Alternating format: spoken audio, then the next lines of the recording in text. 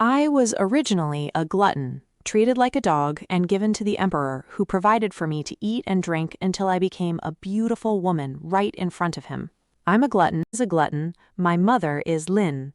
One is Zhen Ming, with a large head and small body. The other is an auspicious cyme, with flowers blooming beneath its feet. When my mother gave birth to me, she and my father abandoned me to the human world. I call it training, but in 15 years in the world I have perfectly inherited my father's good appetite and my mother's good looks. An old man heard that the palace was selecting pet dogs and hurriedly put me back in a cage with a piece of stewed pig trotter that had lost all its skin. Once he entered the palace, I saw with my own eyes that he received some gold. But that gold wasn't something he should covet. If he took undeserved wealth, the heavenly Tao would always recover it elsewhere. Thinking this, I lay in the cage licking the fur again and again, then slowly ate all the fur I had licked off. My father, now is the perfect time to enter the palace to try something new, and there are quite a few dogs who have come with me. Only I was left by Rui's side, for no other reason, because I was a flower. Ruidi had broad shoulders and long legs, thin skin, tender meat, and looked delicious. The first time we met, I smelled his fragrance and drooled helplessly. But I can't eat people. My father once said that. When I heard that, I was quite confused. If I can't do it, let me do it. But now my father isn't lucky enough to have the taste. Mother is a blessing for all under heaven, and she can't let him run wild. Anyway, he's controlled by his mother, I'm controlled by the heavenly Tao, and now we're both good beasts, which is quite a pity. Rui Di is the most fragrant person I've ever smelled in this world. Perhaps it's related to the dragon energy surrounding him. He is an emperor who follows the will of heaven and the hearts of men, but he can only smell and not eat. If I eat him, I fear I might truly be scorched by the heavenly Tao. Later, I got a name, Falling Star. My father called me Da, my mother called me Bower. By comparison, the name Falling Star is so elegant that it doesn't fit my status at first glance. I think I should be called World Star, imposing and highlighting my ambitions. My first confrontation with Rui Di came quickly. What a joke! I'm a mighty figure. Would I really listen to one person's command? I lay on the ground bored and licking his fur while smelling his scent, licking every poop he had. There was so much saliva there. Seeing me lying there motionless, he changed his command and continued shaking the bone that had no flesh at all. He was not willing to give up. After giving orders more than a dozen times, he tried to approach and manually make me obey, but the father-in-law nearby stopped him. I was stunned. What? If I bite him once, before the heavens can strike me, are you all planning to kill me first? Dream on. For a mighty Tao Tian to be killed by you all, a bunch of reckless mortals. Well, that makes sense. Rui Di tossed the bones aside. I am tired. Your Majesty, may you have a meal? The annoying father-in-law finally asked a proper question. I am not hungry. Rui Di waved his hand. Not hungry. I stood up. If you're not hungry, I'm hungry. Ever since entering the palace, she couldn't eat whenever she wanted and hadn't had a single satisfying meal. If it weren't for the courtyard where I was locked up with statues of my mother and uncle squatting outside, I would have run away long ago. I really don't understand why a dog yard would move them to here. Every time I tried to run, the eyes of those two statues would spin around at me. I knew that all the Keelan statues in this world are my mother's eyes. She says she won't interfere with me, but in reality she's just staring at me, making me want to cry and hungry. Rui Di hesitated for a moment and then looked at his father-in-law. Is he hungry? Your Majesty, rest assured, Sun Rang is diligent and will definitely be on time. What? What is it? This damned eunuch said I'm not hungry, and I'll spray you to death in one mouth of salty soda. Then, at incredible speed, he crouched in front of Rui Di, wildly wagging his tail. After 15 years in the world, I found that in this posture, very few people would refuse to offer me a bite to eat. As for why I didn't hunt and forage myself, it was my father's fault. I had my mother's beauty, but inherited her body, which was short, especially my limbs, so short that no one could outrun me. During the time I tried to survive in the wilderness, I was so hungry I could only eat fruit fallen from the trees and fan my back. Ri gave the order with his hand, truly understanding what I meant. My tail was so raised that it left after images on the ground. Before long, the people delivering meals came in one after another, filling the room with fragrance. Ri picked up a piece of fish from the plate, crispy and golden, and when it shook in the air, it was so crispy the crucian parp fell apart. I nodded enthusiastically. Got it, got it. Obviously a good thing. Sit down. He smiled slightly, lifted the fish slice around my nose, and held it high. Damn it, they actually tempted me with food. I stubbornly shook my head, but the lackey had already sat down, disobediently.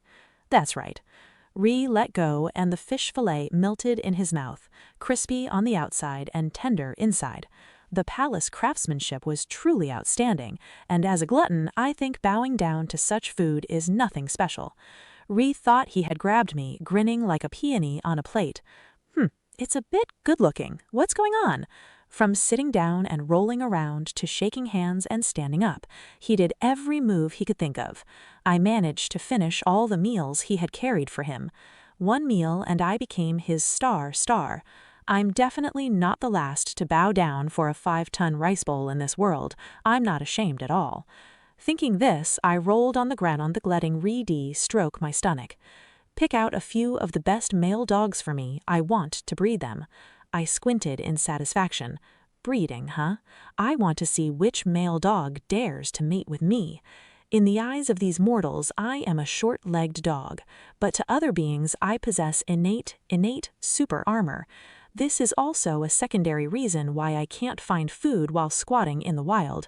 Those little creatures sensed danger from afar and hid pately, so only mortals considered themselves at the top of the food chain and had lost their talent for perceiving danger. That annoying dog grandfather found 10 male dogs, each with short waists and deep chests, strong muscles and exuding an enticing scent. If it were cooked, then. It must be said, the people in this palace had good judgment. Ri stood nearby, scrutinizing the 9 male dogs hiding in the corner of the courtyard, and one of them was struggling to dig a pit, trying to escape. Chen Sheng, this is the best dog in the world you found for me. Ri's eyes flashed coldly. That dog eunuch suddenly collapsed to his knees as if boneless. The emperor truly is the best dog. Indeed, such a good dog, if I could tie them up with a rope, I could eat them for 3 days and nights without stopping. As for breeding, how many people in the world dare to give up and let me breed? Count as many as you can, they're all my food. With such a skilled courage, how could he bear the great responsibility of supervising the censorate? Ri looked frustrated with his lack of progress. With a pack of male dogs, what heavy responsibility could they carry? Just being able to guard the home and protect their master required them to give their all. Wave after wave of male dogs were sent into the palace, not a single one standing in front of me. At first, Ri was still looking for problems with those male dogs, but later everyone in the palace knew that Ri had a female dog by his side, making all the male dogs tremble at the mere mention of it. Ri finally realized the difference and locked his gaze on me. So, that's your problem. Ri tapped a roast chicken in his hand. These days it had completely taken control of my tongue, but I still couldn't understand why it was so obsessed with breeding me. Ri Xing, will you bear me a child? Ri narrowed his gaze and said something puzzling. What does it mean to bear him a son? Could it be? Choosing is going to be locked in a little dark room, which puts me in a difficult position. I glance back at him. It's so torture. Seeing him, besides eating, I feel no other desire. As long as you promise me, from now on you eat whatever I eat. He spoke so sincerely, gently stroking my body. His enticing fragrance almost made me lose the ability to think. I held the roast chicken tightly in his mouth, squatted nearby, and ate it quickly, afraid if he got any closer I couldn't help but take a bite of him. Licking his belly first, his aroma would fade and flatten. That night I didn't sleep all night. For the first time in my life I had worries. When my stomach was growling, I had an idea. Only when he was alive did I have a steady supply of food. I could still tell the difference between meals and meals, but if I couldn't bear to endure it, I had no food. When I saw Emperor Ri again, I had already adjusted my mindset. In front of him, I shook my head and tail, preparing to draw a human figure. I had to let him watch me change, otherwise if he didn't recognize me, it would be troublesome. I became a woman, a glutton, while I was flashy. Being a person was even more stunning. The first thing I did was become a woman. I clung to Ri, licked his face, and it smelled much better than mine. That eunuch named Chen Sheng, with a thud, fainted, but Emperor Ri froze like a tree. "I'm ready to give you a baby." I clung to him, solemnly, declaring that our Emperor Tao was born free and unrestrained. After transforming into a human, he was naturally naked and exhausted. He swallowed his outer robe and wrapped me up, muttering to himself after half a laugh. Calm but mad, he actually dreamed during the day. After saying this, he closed his eyes, but after a moment he opened them again, his phoenix feathers shining brightly at me. "You dog demon." Emperor Rui asked me a good question. After thinking for a long time, I answered, "I am a falling star. With Emperor Tao's earth-shaking status, it would be better not to. Let me tell you, as a beast, you should keep a low profile." Naturally, Emperor Rui regarded me as a dog spirit. He said that as long as I relied on my status in the dog world to find a puppy like mine, his previous promise would still be kept. As for why I insisted, he had a reason I could not refuse. He said that once a 7-colored qilin appeared in a dream, saying that if I wished for great auspiciousness and harmony across the sea, and the throne to last, I would find one whose feet tread on purple clouds and carry the sound of the golden-armored moth, morning stars, puppy. There is only one qilin in the world that can be truly colorful, and that is my mother. After thinking it over, I realized she was afraid I'd starve to death in the human world, so she deliberately found a way to get me through the back door. I once stood firm for a moment, but everything matched up, except for childishness. As for being automatically classified as a dog, I no longer got angry. I was even used to it. "How long have you been searching?" "It's been years." I didn't dare to make a name for it. At first, I only sent a few people to visit everywhere. In the past 2 years, the nation has declined, facing both external and internal troubles. I don't do it. I guessed that before Emperor Rui could finish, his brows furrowed tightly, filled with countless sorrows. "Have you ever thought about how after a few years, that puppy has grown up?" Emperor Rui fell into a long silence, his gaze falling between my brows. Though I had transformed into human form, I still retained the original star mark, but for aesthetics, I changed it to a scorched red flower palace style. So that's how it is. I have earnestly requested an audience. Emperor Rui suddenly understood and sighed softly. I bestowed a jade plaque upon Emperor Rui. He was placed in the harem. As for eunuch Chen Seng, after waking up, he kept complaining about monsters. Emperor Rui only said one sentence: "If you fear me so much, I will allow you to go to the pharma-mate and become a monk." Chen Seng was as quiet as a chicken, never to be a chicken again. My status was very special, not a consort, not a court official, yet I was treated the same as Emperor Rui. Appearing out of thin air and being favored so much, everyone speculated about my true identity. In just one day, the door was packed with people coming to deliver gifts, and I gave it all.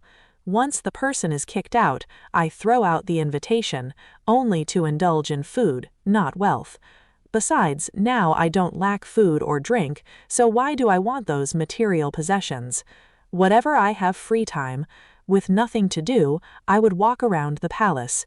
Every 2 days my reputation would spread, with just 4 words: morning rain and falling geese. Those who don't know the truth know I possess beauty in this life, but only those who have truly seen it know I am the true Chen Yu. When I truly fall, I sink under water. The swallows in the sky sense my presence and have already gone elsewhere. Wherever I go, no living beings intend to freeload my days in the palace, freeloading food and drink. Facing the May rain, no one dares to make a splash at my door. But since then, Emperor Rui gradually came less and less. Usually he would come to tease me at least once a day, then for some delicious food. Ever since he transformed into a human form, and I haven't seen him for several days, without his aroma to accompany my meals, even my appetite has dropped sharply. I can only eat 10 bowls of rice at a single meal. Half a month later, I finally couldn't help but return to my new self, slipping away from where he was conscious. I had to go play for a while, or else I'd lose weight. His appearance was completely different from when he was in front of me. Emperor Rui sat upright in a high position, dignified and imposing, with a certain charm during the May rain. Indescribable stubbornness and bravery. I will never let Princess Gaiyang go far away for a marriage alliance for the country. His voice is deafening. Princess Gaiyang, I have heard this name. She is his imperial sister. If your majesty refuses to marry, then you must give the mountain city to the state. Please reconsider. Your majesty, for the nation, across the vast grasslands, countless clashing weapons and iron horses, our dynasty is far beyond resistance. It seems your majesty must reconsider. The prince consort unfortunately fell from his household the other day, and the country does not mind that the princess has already married. Is already a blessing. The less I listen, the less I speak to outsiders. Why are they all speaking for the country? Are these people truly ministers of the Rui kingdom or ministers of the country? Moreover, when seeking to marry Princess Gaiyang for the country, the prince consort accidentally fell from the household. Even I felt this was not an accident, but rather a human cause. Do these people not know that men would rather die in battle than surrender to vent their anger? The daughter of the king of Ning State refuses to marry into peace, which is the conduct of the nation. Our great Rui has been established for 236 years, never ceding territory or forming a marriage alliance. I would rather go to war. Absolutely no marriage alliance, never ceding territory. Emperor Rui's words were resolute and resolute. But as he spoke, the sound of boats and dragon energy rose from the ground, soaring straight into the clouds. I lay outside the door and couldn't help but stand up. Although it was a bit inappropriate at this moment, who wouldn't love such a royal wife like her? At least in my brother Ta's eyes, she was precious beyond measure. As soon as he finished speaking, the ministers knelt all over the ground, shouting that the emperor should reconsider, saying it was too harsh to see. If I weren't unable to harm lives, I would have torn them apart one by one, so disgusting that even eating them would disgust me. After that, Emperor Rui remained silent. The ministers then recounted how strong the nation's troops were, how weak and weak it was. In short, if they fought, they would perish. Until the court session ended. Those people all shook their heads, looking utterly disappointed in Emperor Rui. The emperor sent everyone away, leaving only one person to go to the garden, the place where he used to feed me. He seemed a bit distracted, dragging his steps slowly, completely unaware that I was right behind him. Seeing him like this, for the first time I felt a pang in my heart. He was a ruler above all others. I had thought he should be the most comfortable in this world, free from food and drink, and everyone respected and fed him. But now it seems that even the ruler of a country is worse than a dog. No wonder he desperately seeks me over a dream. He must have regarded me as his only hope. This must be Princess Gaiyang, wearing thin, plain clothes, emaciated, her face haggard, even better than the pale white flower. Why are you here?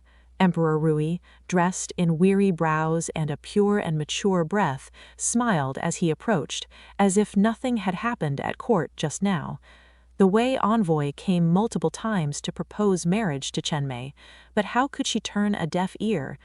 Gaiyang, I will never come to you, rest assured.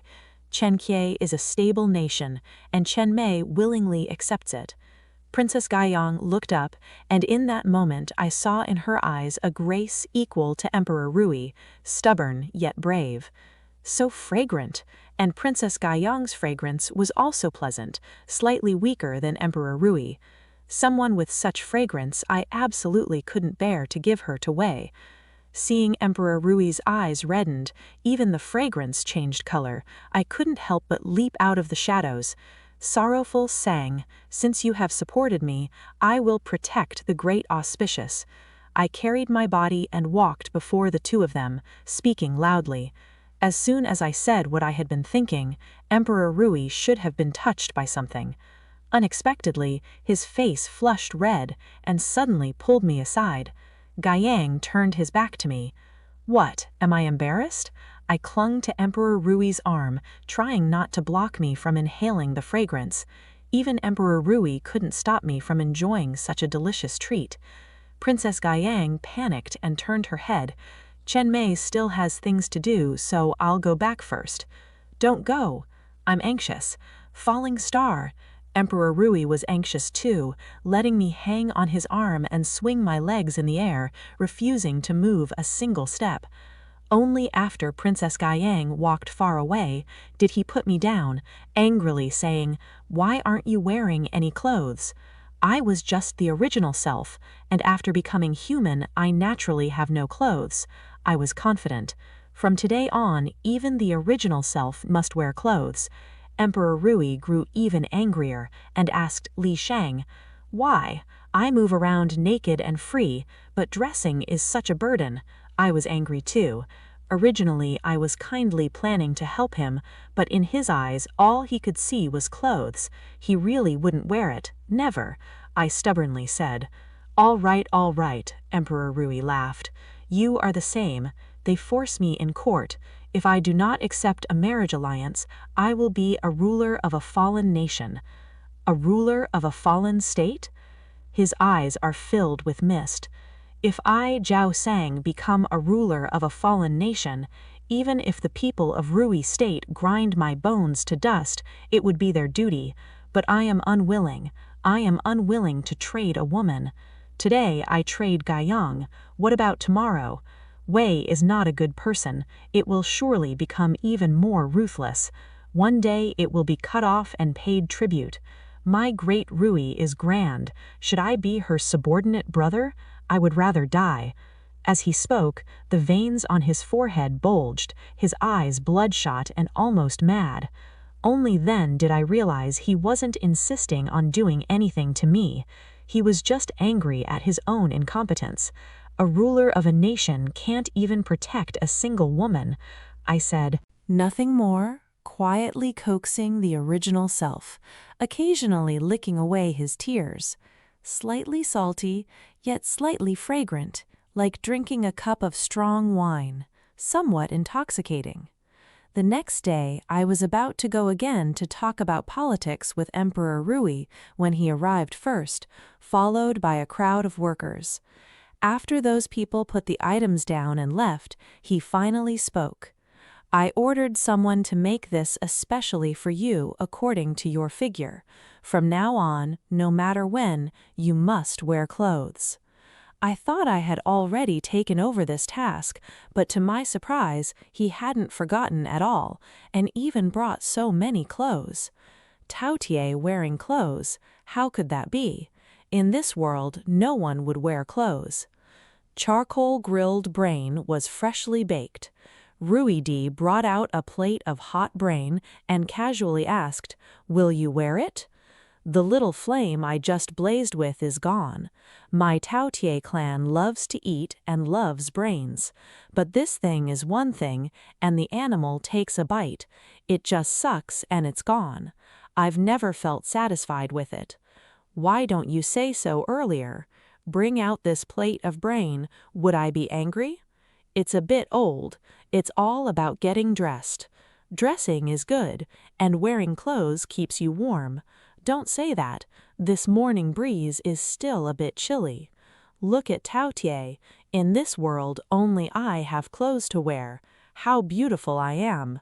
I circle around Ruidi. The taste of charcoal grilled brain is just too unique. Let's eat. Ruidi set down the plate and chuckled softly. Yesterday I lost my composure and took it out on you, but when it comes to clothes, you still have to wear them. After waking up, you're still a woman.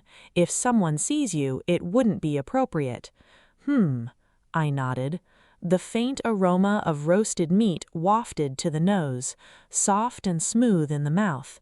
The brain flour smelled far better than the bone-shrinking marrow, especially the fresh spiciness that shot straight to my head. Satisfied. So satisfying. Eat slowly. I've memorized quite a bit. Emperor Rui shook his head helplessly, eating until he broke out in a light sweat. Only then did I squint my eyes and sigh contentedly. For this one bite to eat, I will never destroy your country. The smile on Emperor Rui's face faded. I straightened up. The emperor refused to marry through marriage. This matter was not only in the court. In the countryside, curses were everywhere. Everyone said that to protect his own widowed imperial sister, he disregarded the lives of the people and was neither a wise nor a human ruler. Overnight, many rumors about Princess Guryong and her consort began to circulate, saying that such a womanizer would inevitably have to remarry. Why not marry we, and even spared a river of blood? I never imagined that before war broke out, we began inside the people's hearts had already scattered. I had never seen Princess Guryong again. I heard she lived in the princess's residence and never left the house. Emperor Rui was even busier preparing for the campaign. He said, "The Son of Heaven guards the nation's gates. The king dies for the state. In this battle, I will personally govern. If I lose, I will die to atone to the world, only begging we to pardon the great auspicious people and live." Every day I lie beneath a tree. During the day I watched him organize military affairs. At night I watched him review memorials. I knew he was holding back his anger. He wanted to fight for everyone under heaven, and even more for himself. Until the day before the army set out, an old minister crashed his head into a pillar at the palace gate. Everyone said it was a dead arrow, that the old man had a soul-shattering soul. That day, Emperor Rui didn't go to organize the troops, and even I didn't eat a single bite. I was disgusted. That old man's blood stench made me want to vomit whatever I ate. Others could smell it from him. He had long since betrayed him. He was a dog planted by we in Daru, not a traitor. Now, under Emperor Rui's reorganization, the Jin Rui army has gained the strength to fight, and came up with such an disgusting idea. Moreover, those bandits were willing to use only an elderly man. I originally wanted to see Emperor Rui, but he shut himself in and refused to come out. I was furious. On the first day of the army's campaign, before I even opened my eyes, someone dragged me up. "Ruixing, will you help me?" Ruidi asked in a soothing voice, naturally smelling the enticing fragrance. I woke up instantly, clutching Ruidi's arm, nervously thinking that the person who crashed and killed yesterday was actually a spy. Ruidi softly said, "I know." I was shocked. Now that he knows, why is he still so listless, as if he's been severely wounded? The enemy is weak, it's the soldier's skill. He looked up into the distance, his voice fully returned to normal, firm and powerful. I bit his arm hard, not forcefully, but inside I was ruthless. This scheming guy had already used military tactics before the army even set out. He still didn't tell me. I worried for him for nothing, not even eating. Just before leaving, Princess Guryong arrived. He was dressed in military attire, showing none of his previous demeanor as a daughter. This war started because of Guryong. Guryong should fight side by side. Royal brother. Ge Yang and Emperor Rui's face showed a glance. Emperor Ju Yang's face was a glance. Emperor Ge Yang often practiced shooting with his elder brother in a long spear. Although his strength was now limited, it was still no less than ordinary armor. After speaking, Ge Yang held a white spear and skillfully drew a spear flower in front of him. Wearing armor, his once sharp brows and eyes now radiated a fierce spirit. Truly a heroic bearing. Good. Emperor Rui said little. I just looked at Princess Ge Yang before me. The white flower from the pill before my illness now counters the spearhead, just waiting to pick the enemy. After a moment, Princess Ge Yang's gaze shifted to me. Although I had changed my armor, my appearance remained the same. He glanced at me once and showed a confused expression. Brother, this is the sleeping star. I specially invited you. Quite capable. Princess Ge Yang nodded in sudden understanding. He was one of many things. I understood. Emperor Rui's expression was strange. He glanced at me and cleared his throat. Warriors, together, all I can eat are various dry biscuits and plain rice. When things are better, I can eat vegetarian seeds, wild vegetables, and meat cooked until they are mushy. My only thought every day was to sit next to Emperor Rui and Ge Yang at mealtime, barely able to eat thanks to their aroma. Life was especially miserable. At first, Emperor Rui even asked me, after leaving the palace and living in this wilderness, why aren't you a martyr yourself? I just kept a serious face. Since I had joined the military, I followed military discipline. How could I leave the army so easily? He was somewhat moved and said nothing more. The guard's warhorse Simming was full of momentum. A sleeping star. I have prepared the bowmen and horse ropes. No need for all that. Just follow behind me and charge. I was full of confidence. The Rui Emperor was deeply worried. The vanguard of the guards were all warhorses, chasing and killing. It's like striking an egg against a rock. Believe me, those warhorses will quickly become useless. The east wind thunders like war drums.